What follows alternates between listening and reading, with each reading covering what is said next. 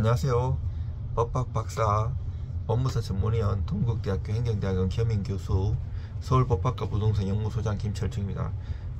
제가 28년 동안 경매를 하면서 여러가지 제가 경매 직접 받아가지고 구제된 경우라든지 아니면 손님 거 했던 거 여러가지가 있는데, 어떠한 경매를 잘못 받았을 때 이 구제를 받는 게 쉬운 게 아니에요. 뭐 소송이든 뭐 채무 불이행자 명부등재든 나이정정이든 각종의 제도가 있지만, 제도가 있다고 다 받아주는 게 아니에요. 거기에 법에 규정된 것과 판례와 사안포석, 그리고 그 전문가의 이 사례에 내가 받은 것, 특히 뭐 재개발 재건축 관련해도 문제가 많이 되고요. 경매 회사 경매 오래 하신 분들도 사고 많이 납니다. 그리고 재개발 재건축이나 다른 특수물건 공부를 많이 하셔야지. 대충 해갖고는 주식도 마찬가지. 저도 주식도 오래 하고 부동산도 오래 했는데 돈 버는 게 쉽지가 않아요. 그 공부를 엄청나게 많이 해. 거기 참여하는 사람들이 제로섬이기 때문에 부동산이든 주식이든 소수가 돈을 벌고 다수는 돈을 잃어요. 그래서 공부를 제대로 해야 되고요. 우리가 이 경매에 내가 오늘 만약에 수요일이다, 수요일날 낙찰을 받았는데 잘못됐는 것 같아요. 그러면 다음주 수요일까지 7일 동안, 왜냐면 초일 불산입이라서 오늘 수요일이면 다음날 목요일부터 계산해서 7일이 되는 다음주 수요일까지 매각 불허가 신청을 할 수 있어요. 만약에 7일 동안 매각 불허가 신청했는데, 요거는 민사집행법 121조에 7가지 사유가 있어요. 7가지 사유가 있는데, 뭐 경매 능력이 없다든지 자격이 잘못됐다든지 강제 집행을 허가할 수 없다든지 이러고, 아까 최고가 매수 신고인이 부동산을 매수할 능력이나 자격이 없는 게 2호고요. 그리고 이제 3호가 그 매수할 자격이 없는 사람이 최고가 매수 신고를 내서 매수 신고를 한 경우, 그리고 4호가 최고가 매수 신고인 그리고 그 대리인 최고가 매수 신고인을 내세워 매수 신고를 한 사람이 민사집행법 108조 각 호의 가운데 어느 하나당에 해놔야 되는데, 이런 경우는 잘 없어요. 사실은 5하고 6호, 7호를 많이 하는데, 5호 같은 경우에는 이제 최저 매각 결정, 이게 감정평가잖아요. 이게 일반적으로 경매에 넘어갔을 때 감정평가한 거하고 그 재개발 재건축 될 때 그 당시에 감정평가는 이제 갭이 있기 때문에 여기서 사고 많이 나요. 그리고 재개발 재건축 공부를 깊이 있게 많이 안 하면 사고 많이 납니다. 경매든 경매 아니든 매매든요. 그리고 일간 매각 가격 결정, 그리고 매각 물건 명세서 작성에 중대한 흠이 있을 때 매각 물건 명세서가 있잖아요.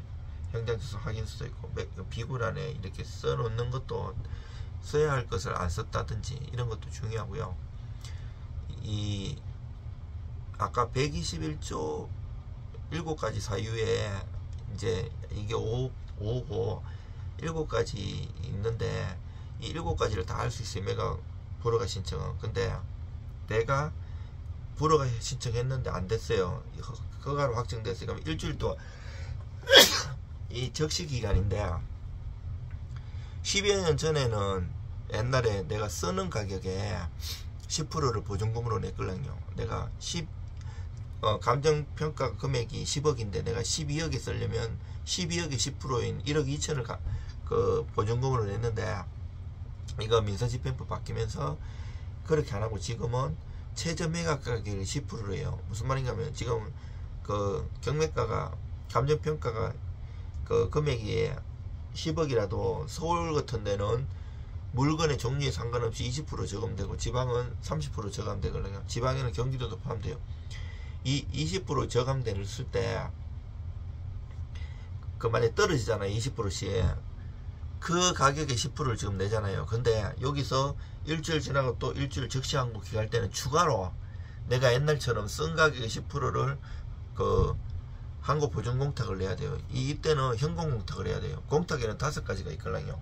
변제 공탁, 보증 공탁, 이게 담보 공탁인데, 집행 공탁, 뭐 가압류 가처분, 가압류 해방 공탁, 이런 게 집행 공탁, 그리고 요 보강 공탁이 아까 보정이고 담보가 보정이면 여기 보관공탁, 몰치공탁이 있는데 요 집행공탁하고 변제공탁이 변동이 많았어요. 형사공탁이나 임차인사무 변제공탁 제가 유튜브에도 많이 올렸는데 요 변제공탁이지만 요 집행공탁하고 사이에 가압류 있을 때는 원래 변제공탁했다가 나중에 집행공탁했다가 이거에 따라서 사유신고하니 많이 그 제도가 옛날부터 수십 년 동안 많이 바뀌었거든요.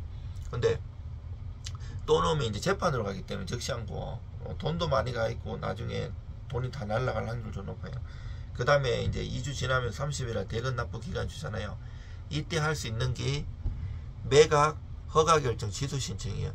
이때는 아까 민사집행법 121조의 7가지 사유 중에 5호까지 했잖아요. 6호가 뭔가 하면 이제 천재지변의 여러 가지 이제 자기가 책임질 수 없는 사유로 부동산이 현저하게 훼손되거나 부동산에 대한 권리관계가 변동된 사실이 경매 절차의 진행 중에 밝혀진 때, 자 이때는 요 6호만 127조 민사집행법 매각 허가 결정 취소 신청이 돼 있어요.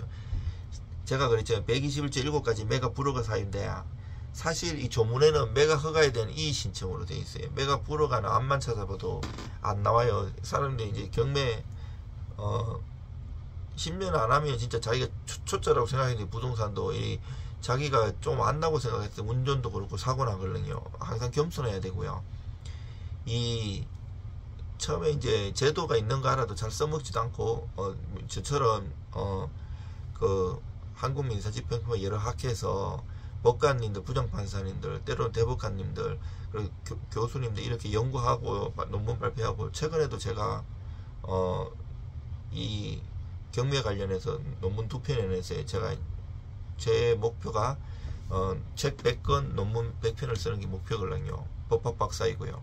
요 이제 경매 공신력이나 부당이득 관련해서도 냈고 5월 30일 날도 출간됐어요. 근데 이제 이렇게 해도 실무도 28년 하고 해도 어려운 거예요. 상당히 저는 법무사, 행정사, 공인중개사 자격증이 다 있고 다 3개를 다 했었잖아요.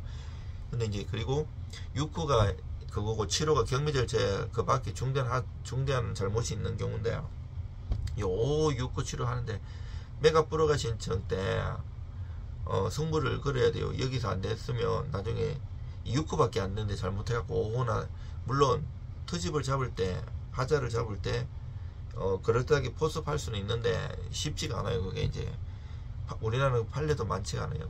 안 된 거는 되게 많지만 됐는 게 몇 개 안 되고 그 다른 나라는 일본이나 우리는 대륙백제잖아요. 독일하고 이래서 경매 제도가 여러 가지 좀 비슷하고 다른 게 있는데 우리나라 같은 데는 이제 경매 그 돈이 묶이니까 소송까지 안 가고 보통 경매 법원 자체에서 불복이 있으면 소송 안 가고 거기서 해보고 안 되면 또 다른 물건을 잡고 이런 경향이 있어요.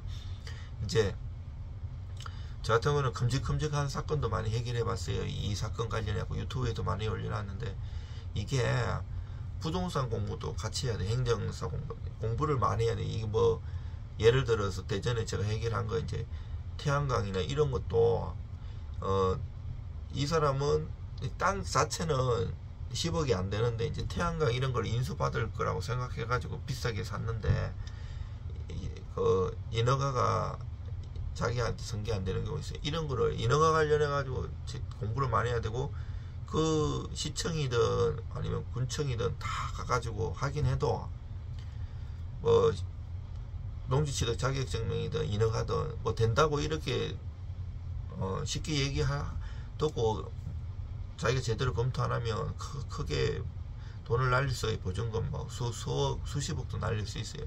그래서 항상 조심해야 되고요. 이 글 쓰는 게 맞아요. 뭐 소송이든 뭐 신청 사건도 되게 많고 등기도 있잖아요. 자기가 할 줄 몰라서 안 하는 건 아닌데 전문가가 수십 년 자기가 일을 했는 거하고 본인들이 쓰는 거는 수준 차이가 되게 많이 나요. 그거는 무시해서 그런 게 아니고 맨날 하는 사람은 똑같은 글을 써도 그게 다르잖아요. 그냥 뭐 한두 장이네 풍자적으로 적어갖고 안 돼요. 그분들도 법원 공무원들도 2년에 한 번씩 로테이션 되는데 이게 제대로 해주려고 해도 근거가 정확하지 않으면 겁나잖아요. 나중에 막 해줬다가 다른 이해관계인들이 소송 들어올 수 있고, 뭐 배당이라든지 아니면 부당이득 소송 많이 들어올 수 있거든요. 그래서 국가배상소송이라든지 그걸 법리적으로 잘 엮어가지고 근거에 맞게끔 실무지효나 아니면 판례 근거를 딱 하고 유사 사례, 성공 사례 그런 것도 딱딱딱 해야지 성공할 수 있고요. 성공률은 되긴 하죠. 뭐 다른 사건이고 뭐든지 그래요. 뭐 다 쉽게 하면 누가 못하겠습니까? 여러분들 힘내시고요. 지금 작년 재작년 말부터 이제 경매 사건이 만들었는데 사람들이 막 경매 받아달라고 낙찰 대리, 경매 입찰 대리 뭐 이런 거 많이 하잖아요. 권리 분석도 많이 하고. 근데 저는 뭐 돈 버는 게 목적이 아닌 사람이거든요. 정당하게 그냥 서민들 돕고 뭐 그 일하는 재미가 있는 사람인데 연구하는 재미 뭐 한 번 인연이 되면 끝까지 가는 주의라 가지고 이렇게 장래에 이 사람이 불리하다 이러면 안 하고 매각 불허가 신청이 왔는데도 그 제가 이렇게 권리본서에 보면 잘 받은 경우도 있어요. 이게 경매라는 게 이제 내가 처음에 잘못 받았는 것 같아도 나중에 가지고 있으면 또 돈 되는 경우도 많거든요. 저도 옛날에 그래 봤고. 근데 이게 뭐 하다 보면 또 이제 대출도 안 나오고 뭐 여러 가지 상황에서 다른 거 터지 잡으려고 하는 경우도 있는데 정확하게 법리적으로 공부도 많이 해야 되고 제대로 이거를 이제 버무려 가지고 이해시키고 법리적으로 하는 게 중요해요. 요즘은 뭐 이렇게 뭐 야매로 뭐 이렇게 한다든지 그렇게 큰일 나는 세상이고요. 뭐 이렇게 위변조 한다든지 이런 게 세상에 큰일 나 형사처벌 받고 바로 고소당해요. 고발당해요.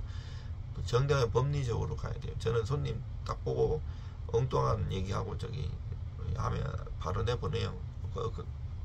그렇게 해가지고 뭐 돈 벌 필요도 없는 거거든요. 그리고 여러분들 힘내시고요. 도울 일 있으면 도와드리겠습니다. 이상 법학박사 김철중입니다. 제가 영상 11,000개 가까이 올렸는데 구독자가 아직 이제 11,000명 아예 안되고 거의 한 개 올렸을 때 한 명씩 늘어나는 것 같아요. 구독과 좋아요 좀 부탁드립니다. 이런 얘기 한 번도 안 해왔는데 해야겠더라고요. 네, 좀 영상 많이 봐주시고 응원 주시면 제가 더욱더 많은 제 이야기 보따리 올려놓도록 하겠습니다. 그동안 학교에서 가르치기도 하고 제가 배우기도 하고 박사 따도 또 여러가지 공부도 하고 해가지고 바빴는데 이제 좀 자주 새로운 것도 많이 올리겠습니다. 응원 많이 주세요.